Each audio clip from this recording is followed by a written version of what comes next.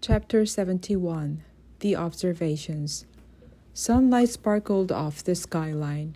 New buildings were constructed. Old buildings were taken down. Cargo ships docked in the harbor. Delivery trucks unloaded crates. Bright signs flickered with advertisements. Robots worked behind the scenes. Children played in parks. Adults ate and drank at outdoor cafes. The city pulsed with energy. A wild robot observed it all. Chapter 72 The Police. A pair of police robots stood on the sidewalk while foot traffic glided past them. Their heads swiveled back and forth as they scanned the crowd with their glowing eyes. The police looked menacing, but they sounded friendly. Whenever a human walked by, they'd say, "Have a nice day," in a perky voice. There were a lot of humans walking by, so the police kept repeating their words. "Have a nice day, have a nice day, have a nice day." Our robot was not having a nice day. She was alone in the city.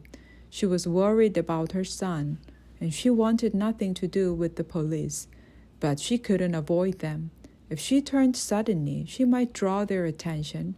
So she kept her eyes forward and calmly marched along with the other robots on the street. Rose may have looked calm on the outside, but on the inside, her thoughts were scrambled. Were the police dangerous? Did they work with the Recos? Was she about to be caught? It seemed as if the police were watching Rose. Their eyes lingered on her for a second, 2 seconds, 3 seconds, and then they continued scanning the crowd. Our robot felt something like relief when she made it past without incident.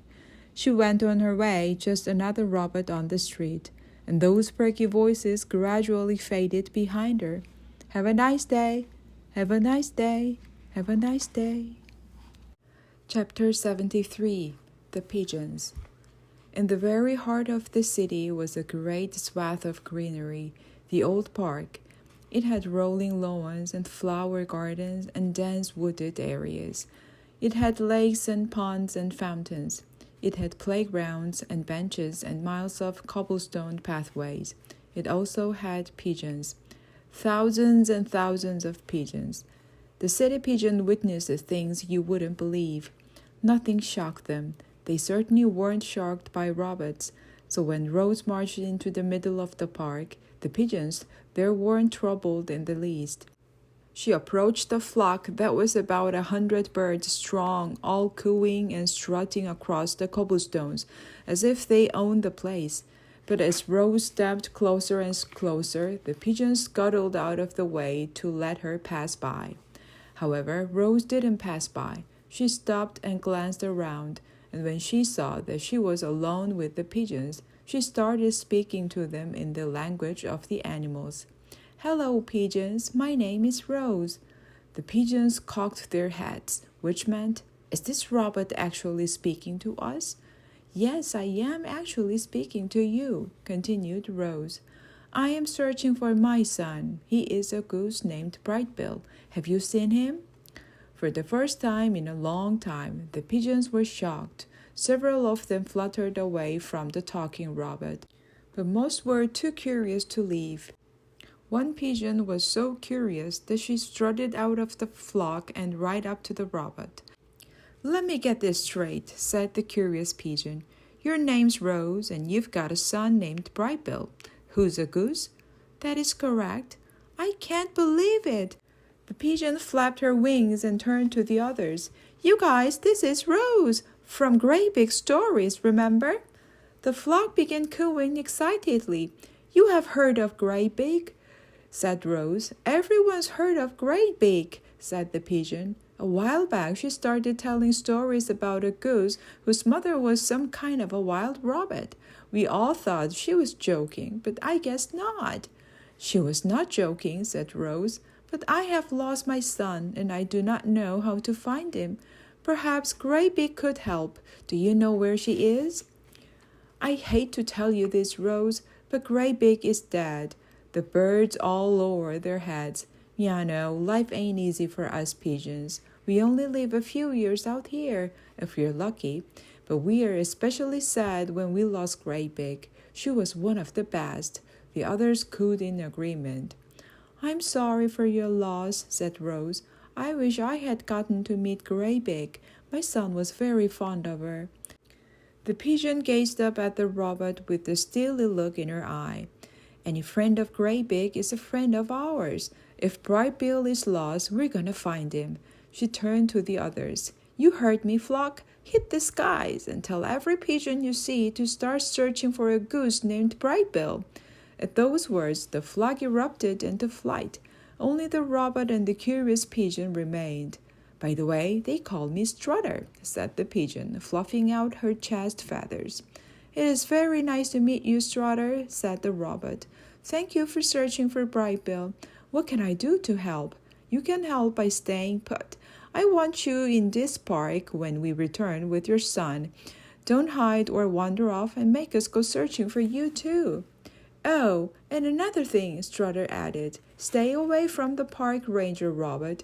He spends most of his time taking care of the grounds, but he's always on the looking for troublemakers." The pigeon gave a quick salute to the robot. Then she joined the search for Bright Bill. Chapter 74. The Sky. Hours passed, and the sun set in the west. More hours passed, and the eastern sky began to glow. Rose spent that whole night in the park, waiting for Strutter to return with Bright Bill, but there was no sign of them. In fact, there weren't any birds in the park at all. Rose couldn't let those thoughts distract her. She needed to stay alert. The park ranger robot had seen her once or twice already, and now she heard his footsteps wherever she went. Was the park ranger following Rose? Had he noticed our robot's unit number? Would he report her to the Recos?